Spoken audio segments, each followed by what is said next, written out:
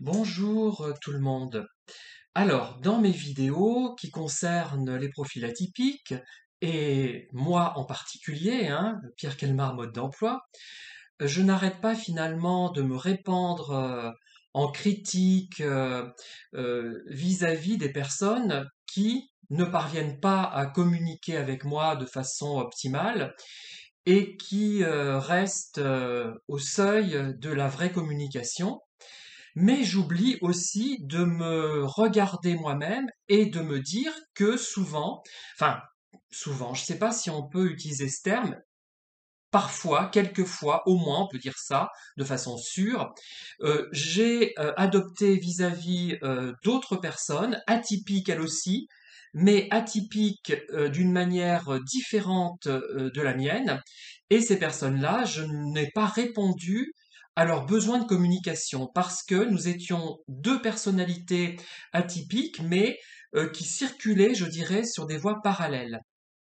Et donc, il ne faut pas que j'oublie non plus ce genre de situation. Il est vrai que j'ai beaucoup subi de normaux pensants, mais j'ai aussi fait subir la même chose à d'autres personnes atypiques qui m'étaient trop étrangères.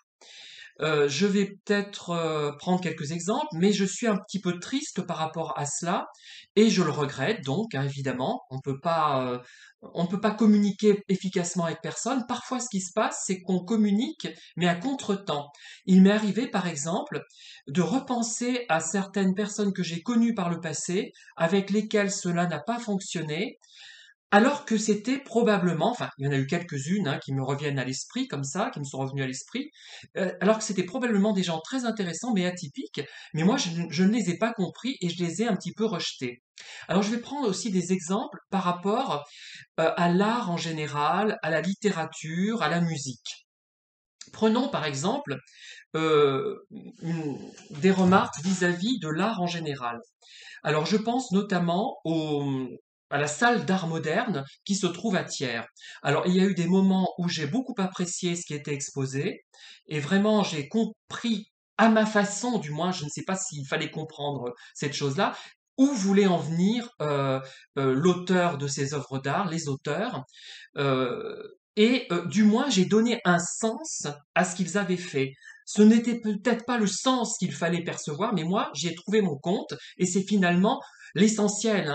Je crois qu'un créateur a besoin d'être compris, mais il a besoin aussi qu'on donne un sens à ce qu'il fait, fût-il inexact, ce sens, et peu importe, parce que parfois les gens donnent un sens à ce qu'on écrit, à ce qu'on fait, à ce qu'on produit, qui n'est pas celui qu'on l'on croyait donner, mais inconsciemment, c'était le sens qui est passé. Parce que inconsciemment, on a exprimé des idées qui n'étaient pas celles que l'on croyait exprimer. On a exprimé des idées à notre insu. Et ça m'est arrivé notamment dans plusieurs livres. Je pense au lac étincelant notamment.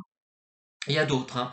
Voilà. Donc, il y a eu, par rapport à ces œuvres d'art contemporain, d'art conceptuel souvent d'ailleurs, je me suis dit, mais c'est de la fumisterie, parfois, pas toujours, quelquefois. Vraiment, il n'y a aucun travail dans ce qu'ils font, c'est lamentable. Et j'avais discuté dans le train avec une journaliste que je croise de temps en temps, avec qui je ne suis pas en relation amicale, mais qui m'apporte beaucoup pour le peu que j'ai d'entretien avec elle, le peu que je la croise brièvement, mais ce qu'elle me raconte, la façon dont elle questionne, dont elle réagit, m'apporte beaucoup, me fait réfléchir à chaque fois. Et c'est une journaliste qui était notamment à Thiers pendant de très nombreuses années, mais qui maintenant est à Clermont et qui s'occupe, je crois, du versant politique du journal La Montagne, si j'ai bien compris. C'est Laurence Couperier. Donc comme là, j'ai des choses positives à en dire, donc je peux la citer, pas de problème.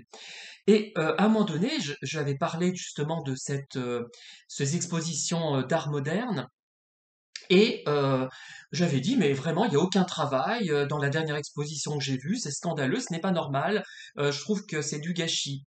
Et elle m'a dit, mais si, il y a du travail en fait, c'est vrai que vous n'êtes pas réceptif, moi non plus, elle m'avait dit, on parlait d'une exposition qu'on avait vue en commun, je crois, elle n'avait pas non plus été réceptive, mais il y a quand même un travail. Et voilà. Et ça m'a vraiment fait réfléchir, j'étais d'accord avec elle, et d'ailleurs elle ne vexe jamais les gens. Quand elle dit quelque chose, je trouve, je me suis... Puis je me souviens, on était près de Avenue Charras, on sortait du train, et je lui ai dit, ben, on continue la discussion, la conversation, et je lui ai dit, mais non, il n'y a aucun travail, mais ben, ça fait de sourire, mais si, il y a du travail, ils travaillent, ces gens, mais moi, j'y suis pas sensible toujours, m'a-t-elle dit, et moi, j'y étais pas sensible non plus toujours. Voilà, et ça, c'est important comme idée. Par rapport à une œuvre, au lieu de se dire c'est de la fumisterie, c'est nul, ça n'a pas d'intérêt, il faut se dire mais ça, c'est pas un lieu commun, hein, parce que il y a des gens qui me disaient, mais non, tu devrais dire ça ne me plaît pas. Et ils avaient raison, mais eux, j'avais l'impression qu'ils répétaient cette formule, cette appréciation de façon toute faite, parce que c'était bien de penser ça, de dire, ah ben non, c'est que je ne comprends pas, je n'aime pas. Mais moi, je le pense réellement maintenant. Voilà, c'est intégré. À un moment donné, je disais, mais non, ils sont démagogues, euh, je trouve. Et peut-être, peut-être pas, mais j'avais perçu un côté démagogique dans leur attitude, alors qu'elle était peut-être sincère, hein. Mais moi, je le dis franchement, maintenant, quand je regarde une œuvre, une peinture, je n'ai plus du tout la même attitude qu'autrefois, hein, grâce peut-être à cette journaliste notamment. Et je me suis dit, mais voyez, il y a des gens qui vous apportent quelque chose dans leur conversation, rien à faire, hein, et d'autres qui vous font régresser. Mais là, elle fait avancer les gens. Donc, je reviens là-dessus, oui. Et maintenant, je regarde des tableaux parce qu'on essaie d'acheter des tableaux pour la maison. On aime bien ça. Maintenant, c'est notre période tableau, œuvres. Alors, soit des reproductions picturales réellement d'œuvres connues, soit des œuvres originales. Et quand je vois des tableaux, je me dis, au lieu de dire comme avant, bouh, quelle horreur, qu'est-ce que c'est moche, qu'est-ce que c'est mal peint, je me dis, mais non, je crois qu'il y a du travail derrière, ça ne me plaît pas. Peut-être que ça me plaira un jour, et ça c'est possible, ce n'est pas de la démagogie, hein. Peut-être que ça me plaira un jour parce que je suis pas apte en ce moment pour entrer dans cette œuvre. Ça ne me convient pas pour le moment, je la laisse à quelqu'un qui saura l'apprécier. Bon, il y a peut-être des cas où vraiment on sent le manque de travail. Moi, à partir du moment où il y a du travail, que je sens qu'il y a une implication du travail dans une œuvre, je suis vraiment indulgent, beaucoup plus qu'avant. Deuxième cas, par rapport aux livres que autrefois je ne comprenais pas. Je lisais beaucoup de romans de gare de bonne qualité, comme les Alexandre Dumas, qui sont des romans de gare d'excellente qualité, mais qui n'ont pas, à mon sens, hein, de profondeur réelle, du moins pas assez, et qui ne sont pas assez originaux, mais qui, voilà, je lisais beaucoup des livres faciles à lire, hein, mais de qualité en même temps. Et j'étais choqué par certains livres, encore pas trop les livres, hein. Moi, c'est pas, je comprenais quand même. Je disais, oh là là, quelle barbe ce bouquin, c'est un auteur réputé, mais qu'est-ce que je m'ennuie en le lisant. Maintenant, je suis tombé sur des livres qui, il y a quelques années, m'auraient ennuyé profondément. Enfin, il y a de nombreuses années, parce que il y a de nombreuses années que j'ai évolué sur le plan littéraire quand même, hein. Je dirais une quinzaine d'années au moins. Et maintenant, je dis non. C'est vrai que ce livre est ardu et on a du mal à entrer dedans. Mais il y a quelque chose vraiment, une fois qu'on est entré dans ce livre, on se rend compte à quel point il est exceptionnel. Je pense notamment à un livre qui s'appelle Dans le labyrinthe d'Alain Robbe-Grillet. Qu'est-ce que j'ai oui, notamment à celui-là. J'ai eu du mal à entrer, je m'y suis pris à 6, 7 fois. Mais une fois que je suis entré dedans, j'ai vu l'intérêt de ce livre. Et il est au-delà des mots, finalement, hein, vraiment au-delà des mots. Je ne pourrais même pas en faire une critique, finalement, tellement, tellement, finalement, il est exceptionnel. Voilà. On peut pas le dire au bout d'un moment, on peut pas l'exprimer. Je suis pas suffisamment intellectuel, suffisamment cultivé ou intelligent, je ne sais pas, pour exprimer ce que je ressens par rapport à certains livres que des gens plus aguerris, plus intellectuels que moi parviendraient à expliquer. Moi, je n'y parviens pas. Voilà. Mais j'ai conscience, je suis un degré en dessous, mais j'ai conscience quand même, j'ai une certaine intelligence qui me permet de voir que c'est quelque chose d'exceptionnel qu'on ne verra pas souvent. Voilà. Alors maintenant, par rapport à mes livres aussi, je dis pas que c'est exceptionnel, mais il y a des gens qui vont dire, Bouh, c'est nul, ça n'a aucun intérêt, on n'y comprend rien. Ben non, il faut essayer de chercher un sens à comprendre à tout. Et pas seulement à mes livres qui sont pas, j'ai pas encore, je pense, si, il y a des passages que je trouve géniaux dans mes livres, mais des passages simplement, des paragraphes, une page à laquelle j'adhère pleinement. Je me dis, mais là, j'ai vraiment exprimé ce qu'il fallait que j'exprime à ce moment-là et que j'avais envie d'exprimer. C'est bien rendu, mais l'ensemble d'un livre, non. Je suis comme Michel Morgan qui disait de ses films, elle ne retenait finalement que des scènes qui lui plaisaient énormément. Voilà, et ça m'avait frappé cette remarque, je la trouvais très intéressante. Voilà. Et je reviens aussi sur la musique. À un moment donné, j'écoutais la musique parce que c'était agréable à écouter directement. Voilà. Mais là, il y a longtemps que j'ai évolué, hein. Il y a peut-être, oh, je dirais pas 30 ans, mais il y a peut-être au moins 25 ans que je ne suis plus comme ça.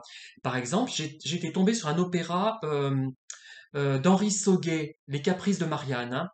Et j'avais rédigé, mais je l'avais pas publié, heureusement, j'étais d'une imbécilité à l'époque, hein, il y a 30 ans environ, je dirais, non, 25 ans à peu près, quelque chose comme ça.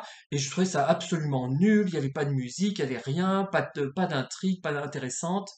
C'était absolument nul, je comprenais pas pourquoi les acteurs et les chanteurs s'impliquaient là-dedans. En fait, je l'ai réécouté par la suite, je me suis dit, mais non, ce n'est pas nul du tout. C'est simplement une œuvre plus complexe, ce qui ne veut pas dire que le musicien Henri Sauguet est aussi doué, par exemple, que Mozart ou que Salieri ou que Richard Strauss, par exemple, on n'en citait que trois, mais ce n'est pas de la fumisterie, c'est intéressant, sa musique a de l'intérêt, il faut prendre la peine de l'écouter, et d'ailleurs je réécouterai bientôt, si je fais de la gym en même temps, et si c'est musical, ça a de l'intérêt, ça ne me plaît pas autant que d'autres musiciens, mais c'est vraiment une œuvre de valeur. Voilà. Et vraiment, je suis content d'avoir évolué.